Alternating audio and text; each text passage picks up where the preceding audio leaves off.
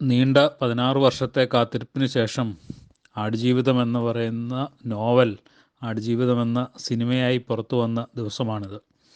തിയേറ്ററിൽ നിന്ന് പടം കണ്ടപ്പോൾ നീണ്ട കാത്തിരിപ്പിനും അധ്വാനത്തിനും പ്രതിസന്ധികൾക്കുമൊക്കെ ഇടയിൽ സിനിമ ഏറ്റവും മനോഹരമായി പുറത്തു വന്നു എന്ന സന്തോഷമാണ് എനിക്ക് ഉള്ളത്. ഈ കഴിഞ്ഞ 16 വർഷങ്ങളിലും ആളുകൾ നിരന്തരം ചോദിച്ചുകൊണ്ടേയിരുന്നത്, ഒരു നോവൽ സിനിമയാക്കുമ്പോൾ അതെങ്ങനെ അഭ്രപാളികളിൽ പറഞ്ഞു ഫലിപ്പിക്കും, അത് എത്രത്തോളം തങ്ങളുടെ വായനാനുഭവത്തിന് തുല്യമാവും, തങ്ങൾ കണ്ട സ്വപ്നത്തിന് ഒപ്പം നിൽക്കാൻ എങ്ങനെയാണ് സിനിമയ്ക്ക് കഴിയുക എന്നൊക്കെയുള്ള ആശങ്കകളാണ് പങ്കുവച്ചുകൊണ്ടേയിരുന്നത്. അപ്പോഴൊക്കെ ഞാൻ പറഞ്ഞത്, ആ ആശങ്കയെ എങ്ങനെ ദൂരീകരിക്കാൻ കഴിയും എന്നുള്ള ആലോചനയിലാണ് ഞങ്ങൾ എല്ലായ്പ്പോഴും ഉള്ളത്. അതിനുള്ള പരിശ്രമത്തിലാണ് ഉള്ളത്.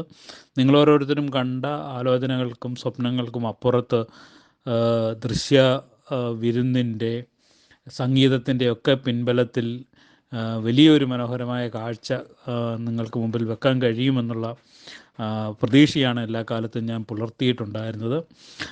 അത് സാഫല്യമാക്കുന്ന തരത്തിലുള്ള ഒരു റിസൾട്ടാണ് യഥാർത്ഥത്തിൽ ഞങ്ങൾക്ക് തിയേറ്ററിൽ നിന്ന് കിട്ടിയിട്ടുള്ളത്. അതാണ് ഓരോ പ്രേക്ഷകനും ഇപ്പോൾ തിയേറ്ററിൽ നിന്ന് ഇറങ്ങിയിട്ട് പറയുകയും ചെയ്യുന്നത്. തങ്ങൾ സ്വപ്നം കണ്ടതിനേക്കാൾ അപ്പുറത്ത് മനോഹരമാക്കാൻ കഴിഞ്ഞിട്ടുണ്ട്. അതിന് ബ്ലസ്സി എന്ന് പറയുന്ന മഹാനായ സംവിധായകൻ്റെ വലിയ കഠിനാധ്വാനവും സബരിയും അതിൻ്റെ പിന്നിലുണ്ട്. പൃഥ്വിരാജിനെ പോലെ ഒരു വലിയ നടൻ്റെ സമർപ്പണമുണ്ട്. ഒരു നടനെ സംബന്ധിച്ചിടത്തോളം ശരീരമെന്ന് പറയുന്നത് അദ്ദേഹത്തിൻ്റെ മൂലധനമാണ്. ആ മൂലധനത്തിന്മേൽ നിക്ഷേപം നടത്തിക്കൊണ്ട്, പരീക്ഷണം നടത്തിക്കൊണ്ടാണ് അദ്ദേഹം ആടുജീവിതത്തിൽ അഭിനയിച്ചത്. അതിൻ്റെ ഒരു വലിയ കരുത്തുണ്ട്.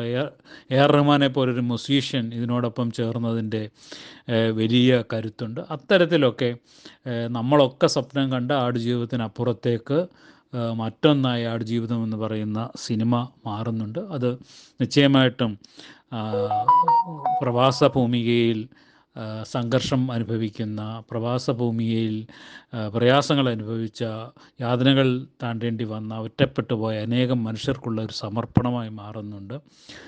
നോവൽ ഇറങ്ങിയ കാലം മുതൽ ആടുജീവിതത്തിന് ഗൾഫ് ഭൂമിയിൽ നിന്ന് കിട്ടുന്ന പിന്തുണയ്ക്ക്, സഹകരണത്തിന്, വായനയ്ക്ക് എല്ലാം ഇപ്പോൾ ഒരിക്കൽ കൂടി ഹൃദയം കൊണ്ട് നന്ദി പറയുന്നു.